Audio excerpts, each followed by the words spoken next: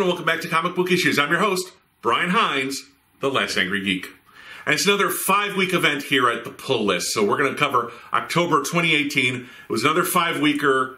Let's dive right in. For week 1, it's Justice League Odyssey #1, written by Joshua Williamson and drawn by Stefan Sejic. And I know I mispronounced that name, and I apologize, because I know he's actually watched my show once or twice before. This is a follow-up to the Justice League No Justice event.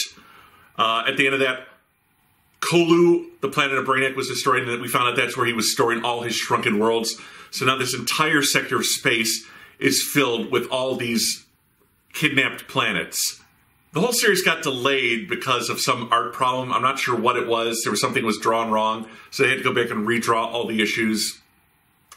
It happens, I guess. The art is gorgeous. Let me just say that first off. Not just the characters, but the ships, the aliens, the colors are all exceptional. They're all drawn by Stepan, who does a great job. What's nice is everyone has a reason for being there. Each member of this team has their own reason for going into this sector of space, and then a more compelling mystery develops that will keep them all there. We get Green Lantern, Jessica Cruz is keeping order in that sector, keeping everyone out, but Cyborg and Starfire of Justice League and Titans break in part because they want to set things right. She wants to find her missing home planet, and they're accompanied by Azrael from the Batman team, recently in Detective Comics. He's stowed aboard because he's hearing voices telling him to go. So there's this good impetus for all these heroes going in, and then we find out why they stay by the end of the first issue. My recommendation: buy it. This is a fun book. If you like fun books, if you like space adventures, if you like the new Teen Titans, get this book. The art's gorgeous. The story is easy enough to follow for new readers who didn't see the event, and I think you're just going to really enjoy this. For week 2, it's Batman The Max, #1, written and drawn by Sam Keith. Now, this is probably the first story with the Max in it that I've read in like 20 years since the initial Image Comics series, and Sam Keith has just kind of been out in the ether doing his own thing since then. The Max is in Gotham City. This is the original Max, not the second one from the book. And he's taken to Arkham Asylum after he gets into some fights. Then he and Batman are subjected to this mad doctor's experiments that send them into the Max's Outback alternate universe. There's a weird scene where the Max is strapped to an operating table in Arkham Asylum, and you can see his chin under his mask. I sometimes forget that when he's in the real world, aka Gotham City, the Max is just a guy in a suit pretending to be this powerful spirit. He's only that entity when he's actually in the Outback. This book, the first issue at least, is a lot of talking. I mean, there's mostly just the Max explaining everything to Batman. Like I said, it's been over 20 years since I've read the Max, and I remember it being a lot of fun with more action than this. I suppose later issues can pick up, but this one is kind of boring. But the art by Sam Keith is as extreme and out there as always. I don't know what this is. My recommendation: skip it. This is only for the hardcore Max fans, because that's the world it's set in, not Batman. It's Batman primarily in the Max's world, and we're not really getting too much of the Batman world. So this is really only for hardcore Max fans. If you've really missed his book over the last couple of decades, congratulations, this is here for you. Otherwise, I don't think most people would get it or even like it. For week 3, it's X-Men Black #1, Mojo. Now, this is following up after Mojo was left in the proper Marvel Universe after the last crossover between X-Men Blue and X-Men Gold, where he took on both teams. He's here. He's running his little movie studio, TV studio empire from New York City now, although operating in secret, like it's a pirate station, that kind of thing. The X-Men Black series is actually about 5 one-shots that are going to lead into the relaunch of Uncanny X-Men. Mojo is now stuck on Earth, and the scariest thing of all, he's in love. He goes out for coffee, he runs into this girl, he gets a crush on her. Now it's his, how do I meet her? How do I make her like me? And of course, with his extreme no-limits personality, that could only lead to trouble. And he's still plotting against the X-Men. Glab Herman from Frank Quitely's New X-Men is kind of his sidekick. He was also in Spider-Man and the X-Men, which I reviewed, and is a very good book, so you should go read that. But first, watch my review. Watch all my reviews. I'm trying to hypnotize you. Anyway, it's kind of following Mojo around and seeing how this interdimensional despot now interacts with normal people. And that's kind of fun. Nick Bradshaw drew this. It's written by Scott Aukerman. And Nick Bradshaw is a tremendous artist. He is the next Arthur Adams. And that's not a comparison I throw around lightly. He had a wonderful run on Wolverine and the X-Men. He had a great run on Guardians of the Galaxy. He does really precise drawings, and when he's so obviously influenced by Arthur Adams, you know he's going to have a lot of fun with Mojo, since Art broke into the business with the Long Shot miniseries many moons ago, where Mojo was the primary villain. My one complaint is the whole, oh, I don't fit in message of this book kind of gets rammed down our throats a couple of times. Like, he's a giant yellow blob without a spine on a spider chair. We get it. He's not going to fit in.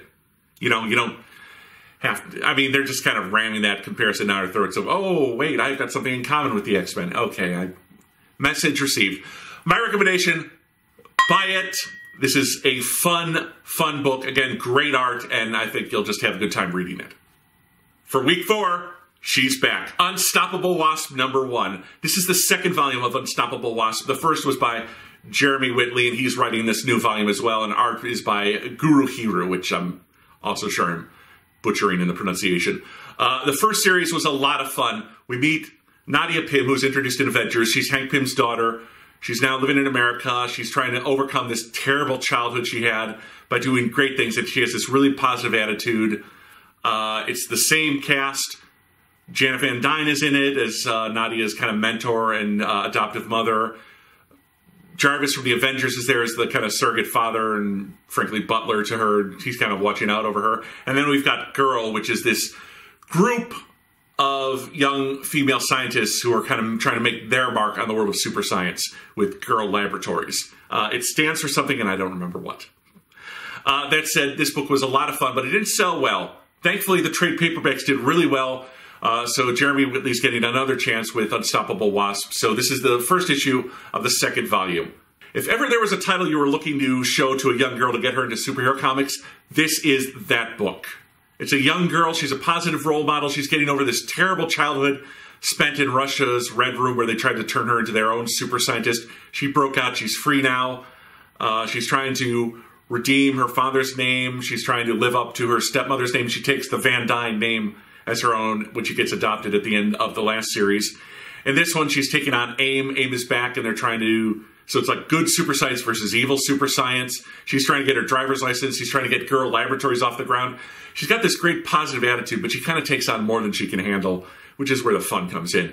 The art by Guru Hiru is very manga influenced, so you've got those great kind of expressions that they do, and it's a very clean, crisp style. My recommendation, oh God, yes, buy this book. I don't want to lose it again. This was one of my favorite titles of the last few years, and I'm so happy they're getting a second chance. Buy Unstoppable Wasp. Finally, for week 5, it's, dim your lights where applicable. It's the Mystery Science Theater 3000 comic book issue 2 by Joel Hodgson, Todd Knuck, and a whole lot of other writers and artists. I couldn't go through the entire list. I don't normally like humor books. Comic books that try to be funny usually fall flat on their faces. The MST3K concept should not work in a comic book. That said, the 2 issues I've read are some of the funniest damn comics I've ever read in my life. They are so good. Basic idea, King of Forrester sends Jonah and the bots into Golden Age comic books. He turns them into bubbles and mixes them with comic books cheese turned into bubbles. It's a whole thing. And so now you've got Tom Servo, teen reporter. You've got the Black Cat teaming up with Jonah Heston. You've got Crow in a Tales from the Crypt kind of Machiavellian tale of evil scientists shrieking people. You know, it's really good, really funny. What they do is they take classic Golden Age comic books and they draw in Jonah and Tom and the rest of the cast. And then they write new dialogue and they put them in word balloons with a little circle. So you see, balloons without the circle, that's the original dialogue. Balloons with the circle, that's the humor. That's what they've added in for the jokes. And it is really funny. They're having a lot of fun with these old Golden Age comic books. The only thing I don't like is they do in each issue a little, oh, here's our sponsor. You know, King and Max come in to do a little sponsorship message, and it's not really working. But the rest of the concept is so good, you can easily ignore that one little bad thing. My recommendation, buy this book. I mean, this is so funny. Admittedly, if you're not a Mystery Science Theater 3000 fan, it might not be for you, but the Golden Age comic book element is there. So if you like old comics, that's another reason to get it. Okay, my friends, 5 weeks, a lot of really good books. I think we only had one stinker. This is when I'm happy. This is when I can tell you, go out, buy books, read comics. I will see you back for November. It's going to be my new studio, my new set. I'm moving. Hopefully you like the new place. If not, well, what do I care? I'm the one who has to live there. Until then, my friends, this is Comic Book Issues, and I'm your host, Brian Hines, the Last Angry Geek.